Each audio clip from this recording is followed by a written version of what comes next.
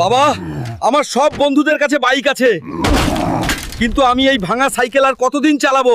আমাকে তাড়াতাড়ি বাইক কিনে দাও, না হলে আমি বাড়ি ছেড়ে চলে যাব। বাবা হিসাবে আমাকে খুব কলঙ্কিত মনে হচ্ছে। ছেলেকে আজ পর্যন্ত ভালো কিছু কিনে দিতে পারি, কৃষি কাজ করে তো তেমন টাকাও পাই না। স্যার, এই বাইকটির দাম কত? এটা তো অনেক দামি বাইক, তোদের মতো গরিবরা এটি কিনতে পারবি না। যা ভাগ এখান থেকে। চেয়ারম্যান স্যার, আপনি কি আমাকে এখানে কুলির কাজ দেবেন?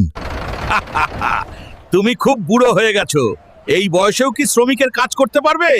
যাই হোক, কাজে লেগে পড়ো। যত কষ্টই হোক, ছেলেকে তো বাইক কিনে দিতেই হবে। কি হয়েছে চাচা? মনে হয় আর বাঁচবো না, এগুলো দিয়ে আমার ছেলেকে বাইক কিনে দিও। এই হাল্ক, তোর বাবা এই বাইকটা কিনে পাঠাইছে, তিনি কাজে ব্যস্ত তাই আসতে পারেনি। বাইক চালানো যে কত আরাম, বাবা যে কেন আগে বাইকটা কিনে দেয় নাই।